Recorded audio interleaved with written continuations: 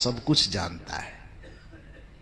इसलिए भगवान बुद्ध के जमाने में एक बहुत बड़े विद्वान हुए जिसका नाम अप्पय दीक्षित है।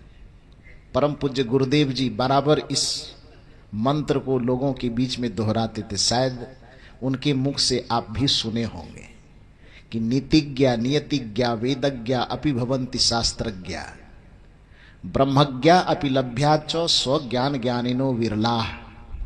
सुने थे इस मंत्र को कभी कि नहीं? सदगुरु श्री अभिलाष साहब जी के मुख से। नीतिज्ञा नियतिज्ञा वेदज्ञा अपि भवन्ति शास्त्रज्ञा।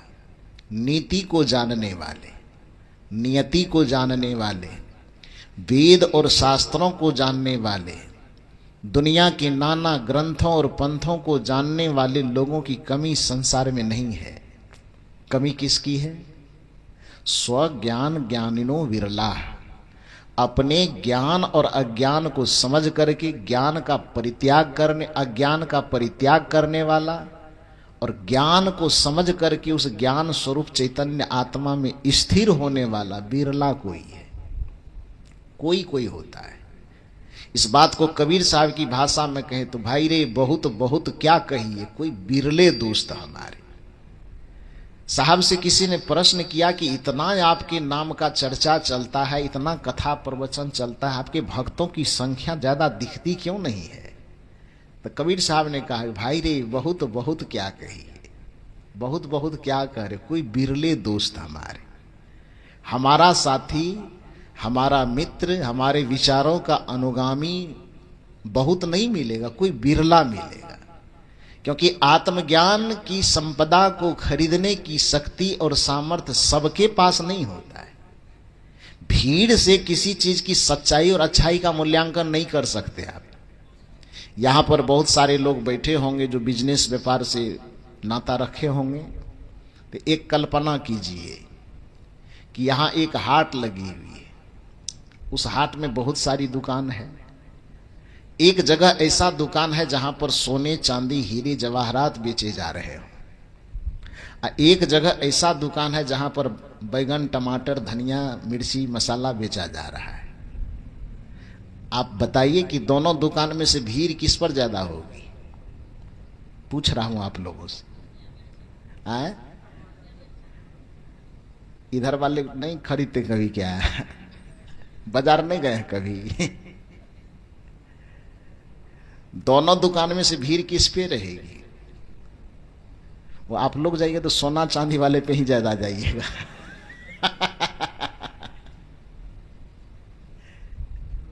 लेकिन सामान्य रूप से यदि दो दुकान है, एक दुकान पे सोना चांदी हीरे जवाहरात की बिक्री हो रही है और दूसरे दुकान पर साग सब्जी टमाटर धनिया जो भी वगैरह, तो स्वाभाविक बात है कि जो धनिया टमाटर भिंडी बैगन आदि का जो दुकान है साग सब्जी बेचने वाला, उस दुकान पर भीड़ ज्यादा होगी।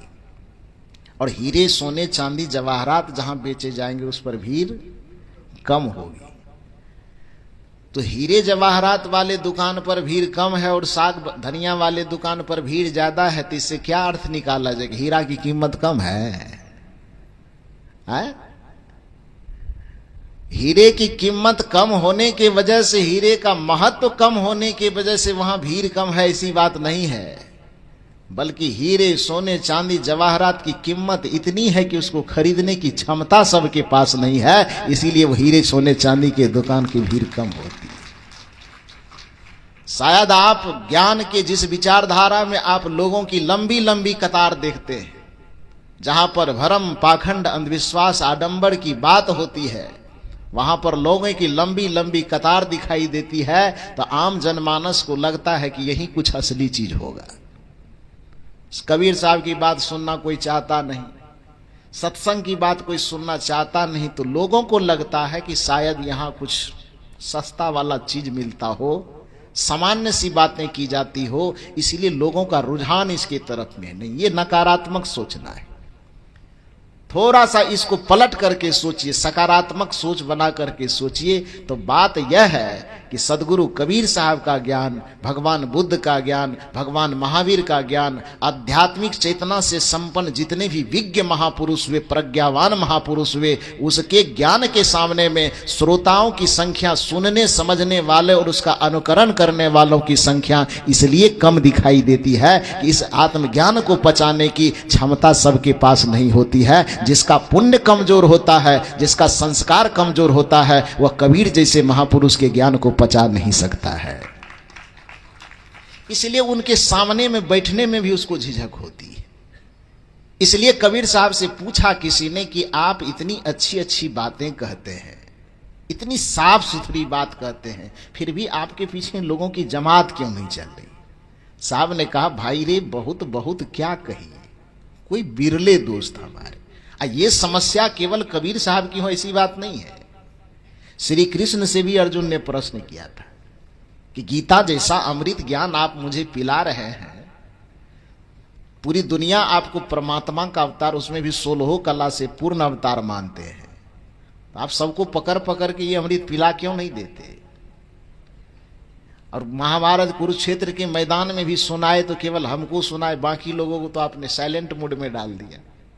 साइलेंट में डाला था कि फ्लाइट मोड में डाला था, पूछना थोड़ा सा।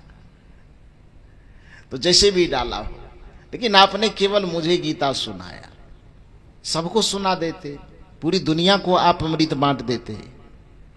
कबीर साहब की जो मजबूरी है, भगवान श्री कृष्ण ने भी गीता में कहा कि मनुष्या नाम सहस्त्रेषु कश्चिद तति सिद्धये यतताम अपि सिद्धा नाम कश्चिन्नमा वेति तत्वतः। मनुष्या नाम सहस्त्रेषु, मनुष्या नाम मनुष्यों में, सहस्त्रेषु, सहस्त्र मतलब हजार, येषु बहुवचन जुट गया, हजारों में। मनुष्या नाम सहस्त्रेषु कश्चिद्दतति, कश्चिद्दतति कोई कोई, सिद्धये सिद्धते, मनुष्या नाम सहस्त्रेषु कश्चिद्दतति सिद्धते। कोई कोई सिद्धि की बात सुनना पसंद करता है, साधना की बात, संयम की बात, सदाचार की बात हजारों मनुष्यों में कोई एक व्यक्ति सुनना पसंद करता है। ध्यान दीजिए, हजार नहीं कहा जा रहा है, हजारों। हजार तो गिनती में सीमित हो गया, लेकिन हजारों की जब बात की जाएगी तब सीमा नहीं है, वहां डॉट डॉट लगा हुआ, कितना उसकी कोई गिनती नहीं।